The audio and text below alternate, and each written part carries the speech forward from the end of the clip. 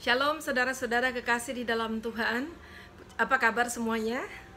Puji Tuhan, hari ini kita akan sama-sama menyimak dan belajar bersama-sama, merenungkan bersama-sama, dan mari kita sama-sama hidup di dalam firman Tuhan.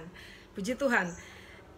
Kita sampai di Keluaran 22, 23 dan 24 pada hari ini, dan kita dapat melihat perhatian Tuhan kepada manusia, kepada bangsa Israel secara khusus sebagai bangsa pilihan Tuhan. Bagaimana ayat-ayat di situ di Keluaran 22 dan 23 berbicara tentang peraturan-peraturan yang Tuhan berikan kepada manusia, begitu detail. Dan kita melihat dari sikap hidup mereka, dan di situ ada peraturan tentang jaminan harta manusia, lalu kemudian ada peraturan untuk ibadah, ada peraturan berbagai hal, saudara. Dan kita lihat bahwa Allah sungguh-sungguh peduli dengan kehidupan manusia dan kehidupan umat pilihannya, kehidupan orang-orang yang percaya kepadanya. Dan di satu sisi kita melihat bagaimana dosa sudah merusak kehidupan, tatanan kehidupan manusia yang sesuai dengan rancangan Allah. Dan manusia diupayakan oleh Allah sedemikian rupa sehingga dia boleh berbalik kepada tatanan Allah.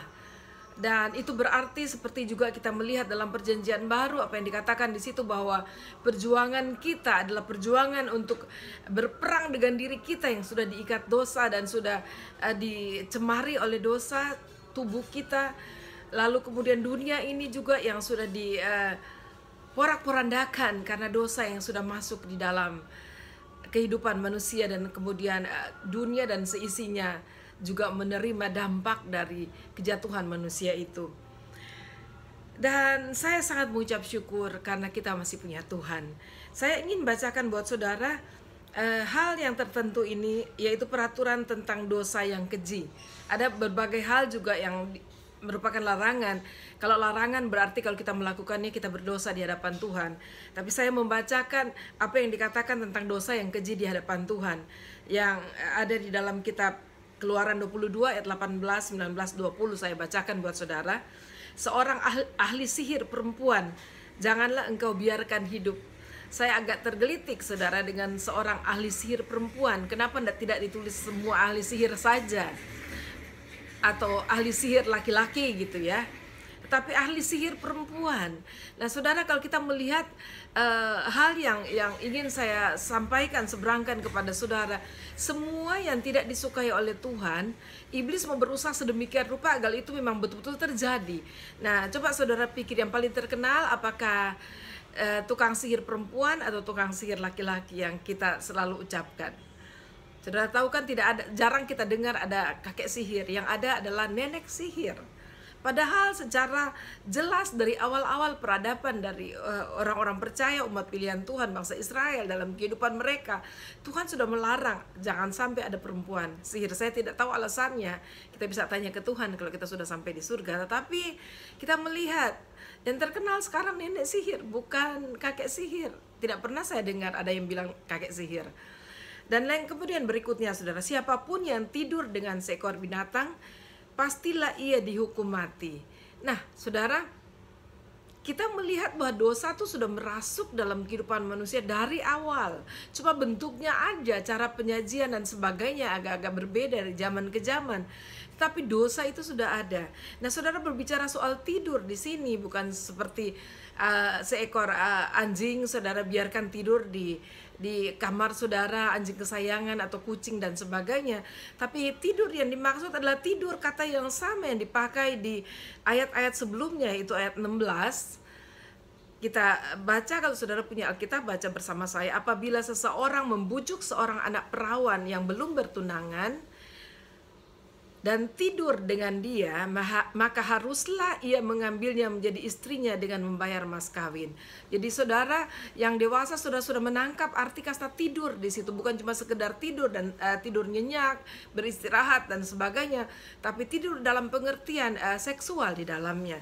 Dan saudara, kalau Tuhan sudah berbicara ini, itu bukan dosa yang baru bagi bangsa Israel. Ingatlah ya saudara, di Sodom dan Gomora yang sudah kita lewati, kita belajar bersama-sama.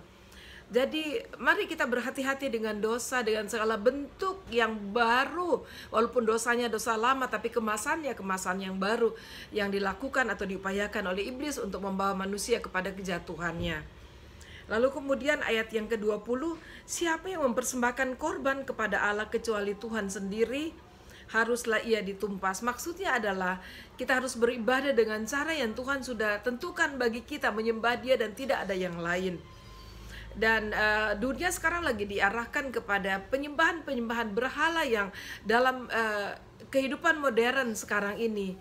Kita tidak lihat lagi ada orang yang seperti tukang sihir, dukun-dukun dengan pedang di belakang, tapi sekarang sudah berjas dan kita sedang dibelokkan kepada penyembahan berhala ilah zaman sekarang ini, yaitu pekerjaan, mungkin uang atau apapun yang saudara suka, bahkan ya kenikmatan hidup dan sebagainya. Saudara, ada banyak hal di mana manusia dibelokkan bukan kepada Tuhan, memfokuskan diri kepada Tuhan, menyembah Tuhan, tetapi kepada hal-hal yang ada di dalam dunia ini.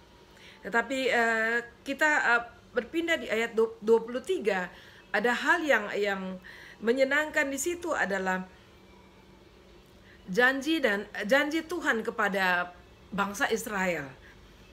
Kalau kita melihat ayat 20 dan selanjutnya beberapa ayat di situ, saya dapat melihat bahwa bukan hanya di perjanjian baru kita ada Roh Kudus yang menyertai kehidupan kita, tetapi juga Tuhan memberikan penyertaan walaupun dalam bentuk lain. Coba kita membaca ayat 20 dan 21. Di situ dikatakan, sesungguhnya aku mengutus seorang malaikat berjalan di depanmu untuk melindungi engkau di jalan dan untuk membawa engkau ke tempat yang telah kusediakan. Jagalah dirimu di hadapannya dan dengarkanlah perkataannya. Janganlah engkau mendurhaka kepadanya, sebab pelanggaranmu tidak akan diampuninya, sebab namaku ada di dalam dia. Tetapi jika engkau sungguh-sungguh mendengarkan perkataannya dan melakukan segala yang kufirmankan, maka aku akan memusuhi musuhmu dan melawan lawanmu dan seterusnya. Nah, saudara, ingatlah bahwa Tuhan Yesus, waktu Tuhan Yesus mau naik ke surga, Tuhan Yesus berkata, aku tidak membiarkan engkau sendiri, tetapi aku akan mengirimkan penghibur atau Roh Kudus itu datang kepada kita. Dan di bagian lain dikatakan bahwa segala dosa diampuni oleh Tuhan kecuali dosa terhadap Roh Kudus. Nah, saudara, kita melihat bahwa penyertaan Tuhan sudah ada bagi bangsa Israel, umat Tuhan dari awal sampai kepada kesudahannya. Sungguh-sungguh kita bersyukur bagaimana Tuhan menyediakan bagi kita, bagaimana Tuhan tahu apa yang kita perlukan. Sebab itu saudara, jangan takut, hanya perlu ketetapan dari diri kita untuk kita hidup benar, hidup sesuai dengan firman Tuhan. Kita percaya bahwa ada Tuhan yang dapat menolong kita, memampukan kita untuk kita hidup sesuai dengan kehendak Tuhan dan kita hidup diberkati oleh Tuhan. Luar biasa Tuhan. Kalau saudara membaca janji dan seterusnya, bahwa Tuhan akan memberkati orang-orang yang sedemikian. Bukan hanya Tuhan memusuhi musuh kita, tapi Tuhan akan berkati. Dan dikatakan di sini ayat 25, tetapi kamu haruslah beribadah kepada Tuhan Allahmu, maka Ia akan memberkati roti makananmu dan air minumanmu, dan aku akan menjauhkan penyakit dari tengah-tengahmu. Dan saya percaya bahwa kalau kita beribadah sungguh-sungguh kepada Tuhan, makanan apapun yang kita makan, mau yang mahal, mau yang murah, mau sederhana, mau yang luar biasa hebohnya, tetap saudara, satu hal yang pasti adalah kalau kita hidup beribadah kepada Tuhan, kita diberkati oleh Tuhan. Haleluya, Tuhan tuh luar biasa. Lalu saudara, kita masuk ke pasal yang ke-24. Di situ berbicara tentang upacara pengikatan perjanjian antara Tuhan dan bangsa Israel.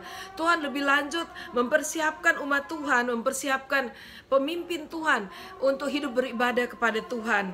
Dan Tuhan memberitahukan kepada Musa untuk mempersembahkan korban, dan Tuhan ingin memanggil Musa secara khusus untuk berbicara di hadapan Tuhan di atas Gunung Sinai.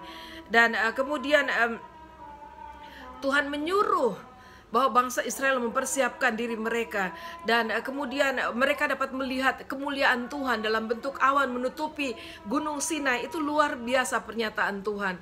Dan mungkin saudara merasa bahwa hal ini sudah jarang terjadi, Tetapi saudara percayalah bahwa Tuhan ada dan penyertaan, dan seperti yang saya katakan bahwa penyertaan Tuhan hal tertentu yang dinyatakan di dalam perjanjian lama, tapi juga ada sampai di perjanjian baru, walaupun kemasannya berbeda saudara. Tetapi kita tahu bahwa Tuhan itu ada, dan Tuhan ingin menyatakan kemuliaannya lewat pertolongannya, dan lewat kelepasan dalam kehidupan kita, lewat kesembuhannya, lewat pemulihan hidup kita.